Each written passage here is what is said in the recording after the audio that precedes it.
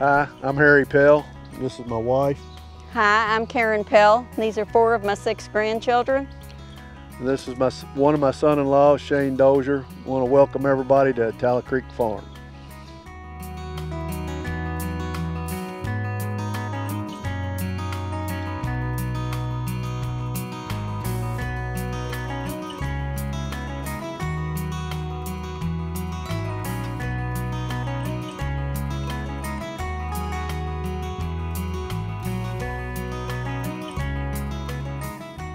We started with nothing. I mean, a place to hunt, but the woods were wrecked, and so over the years, as the farm got bigger, you know, that's my goal, is to see it remain a large piece of ground.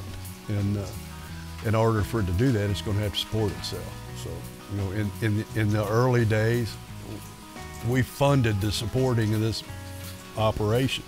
But you know, eventually, long term, it's going to need to fund itself. So that's why we're doing this TSI, and these grandkids someday will be logging parts of this to help keep it going. Well, for me, being here every day, you know, there's not a day that I come in and out of our gate that I don't literally thank God and Grandpa and Dad for having the vision of this place that I get to start and end every day here.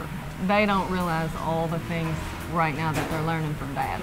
But looking back, you know, you realize of how lucky we have been to grow up in this. It's not just the growing the trees and how to manage the land and how to be responsible. They're learning all those things. But just from how he said he has his list and he has a plan to make every day a little bit better than the last. You know, they're getting all of that. The way that they've affected other people that aren't just immediate to us is really amazing to see.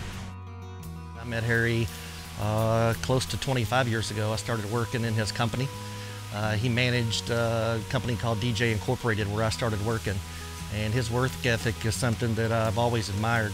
I've looked up to him. Like I said, he's been like a father to me. But his work ethic, it's amazing. I mean, he's carried that on down here at the farm from the TSI activities. We go out and plant hundreds of acres of food plots, and that's a blast.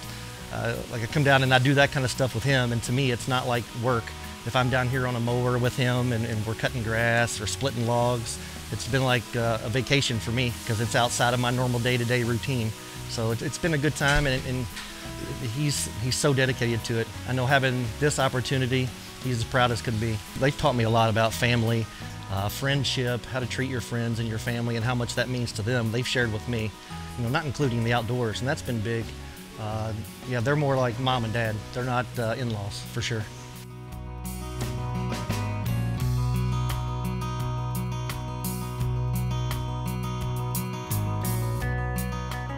When my husband first came here, he was like, y'all are like the Waltons.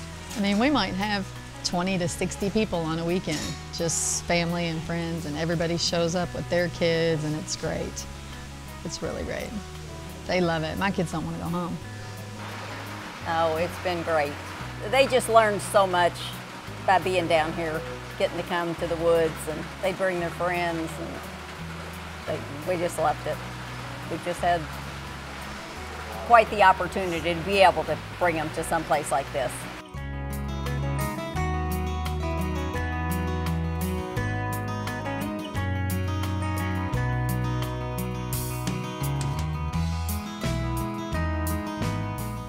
Help out around here, been helping manage it since '96, and just fell in love with the woods, environment. Grandpa always wanted something to be better than it is. So you look at what you got and you try to work with what you got to make it better. You know, we're just working a little bit at a time and just getting to understand the process. I mean, it's a never-ending process on how to work in the woods and deal with the environment, from the water to the soil to the trees to the plants. You know, and the big thing would be diversifying and trying to work in harmony with it all. It depends on your goals, like Shane says. Are you buying it to hunt on? You're buying it for recreation? what do you want out of it? And you're going to think you're getting it for one thing, but over time it's going to dawn on you that, you know, it's really, I got this for 3 or 4 different reasons. They're all important, and maybe none of them is the main reason. You know, timber's not the main reason we have this place. We have this place to have fun.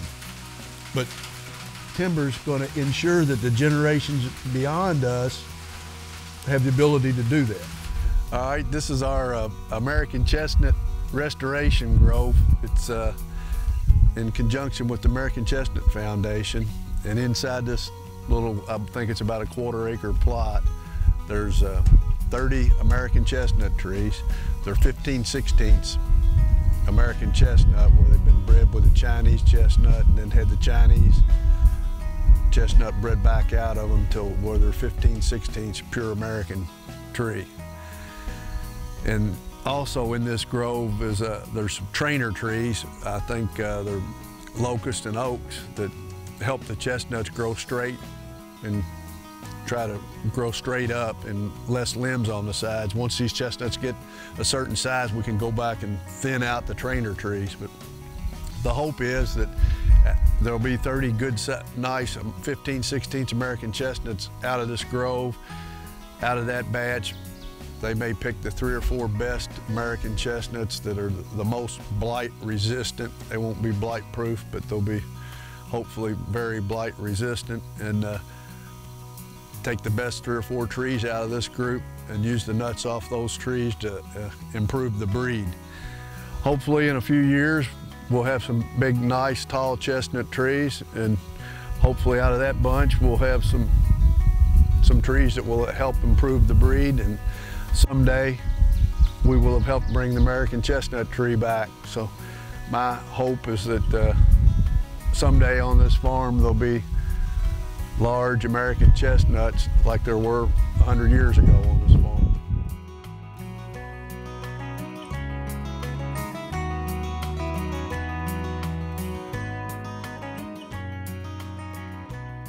My name is Chris Mason. I'm a private lands biologist with the Kentucky Department of Fish and Wildlife, and I've been working with the Kentucky Department of Fish and Wildlife for 21 years. I've known the Pell family since 1998. I believe that was the first, the year that we wrote the first wildlife habitat improvement plan for the Pells, and have been working with them ever since. As a private lands biologist, it's always a pleasure to work with people that are genuinely interested in wildlife, and the Pells just stand out as outstanding landowners. They've been nominated for our Outstanding Landowner of the Year award through the Department of Fish and Wildlife. They've received recognition through the Kentucky Division of Forestry and also from the Woodland Owners Association, and it seemed like a really good fit for the Leopold Conservation Award.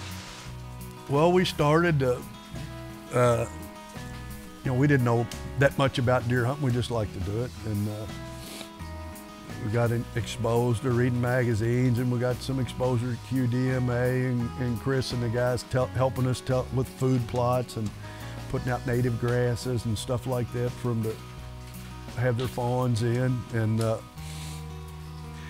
we hunted for deer for quite a while. You know, in the old days it was shoot bucks only, and then that changed, and we got into a little more herd management. And so we tried to get a group of guys together around this area to try to give them some scientific part of the deer management. And we do some camera surveys and try to estimate how many fawns and how many deer per acre we're getting, and should you be shooting does this year or not. You know, sometimes it's the right answer, sometimes it's not. Depends on what's going on with the deer herd. So never one thing is the answer, it always changes.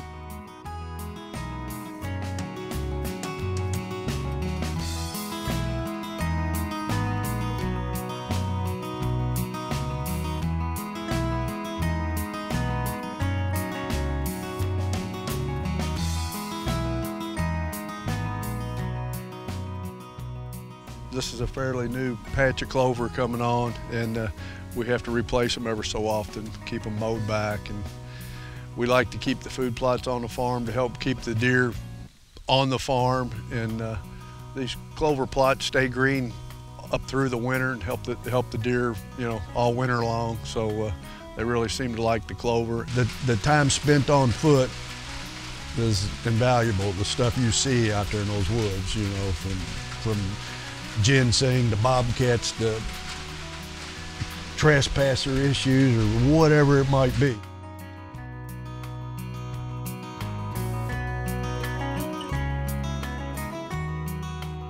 I have worked with the Pels through some bobcat research that the Department of Fish and Wildlife is doing around Green River Lake. It's mainly around the Green River Wildlife Management area through our fur bearer program. But we've expanded that to pick up some areas just outside that, and this is, the Pels are still in Taylor County, and that's well within the reach of our research that's going on around the lake. We're in the third year of that project and have captured and collared about 45 bobcats in the area, with about 18 of them being tracked right now.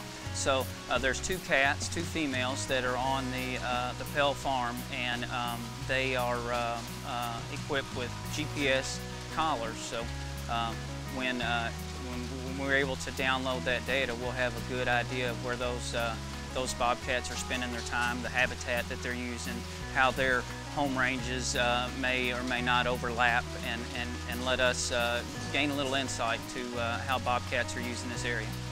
Harry is a pleasure to work with because of his thirst for knowledge. He is just passionate about managing this farm for wildlife. As a biologist, to stumble onto a landowner who is interested in managing every acre of his farm, short of the grass that he mows around his house, the entire acreage of the farm is managed for wildlife, timber management, recreation. So there's a lot of room to grow and to work on projects here. And Harry and son-in-law Shane are just, like I said, just thirsty for knowledge about wildlife management, about managing their woodlands, and seek every opportunity they can find to meet resource professionals, to attend workshops, and to breed whatever resources they can find so they can better understand how to manage this property.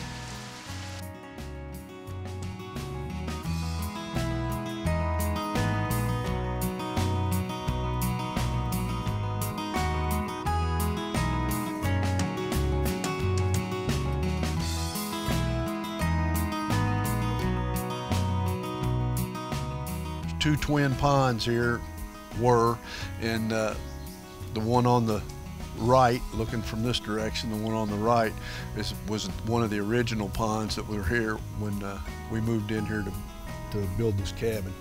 And as you can see, the front yard at my house, we keep it mowed off and keep it tight.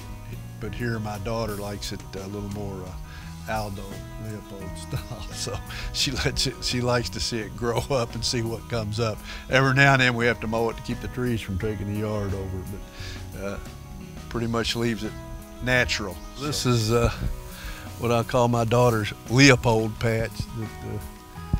They said Leopold was big on just letting the fields go and see what pops up in them, see what's sleeping there that you'd forgotten about. And she's kind of big on that herself. She's not much on trimming a yard up like a golf course.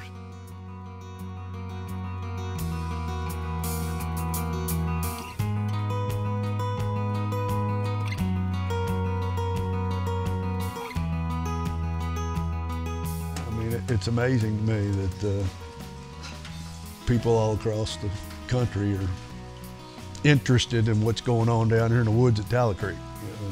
We love the place, and I think the grandkids all love it. I don't know that we taught them to love it or they just fell in love with it like we did, but I feel good that someday there'll still be a big piece of ground here. You never know. You never know, but I hope that there'll be 1,500 or 2,000 acres here one day, and they'll still be roaming these woods, and there'll be chestnuts here 10 feet across someday. So I think the best we can hope for is for it to continue on like it is.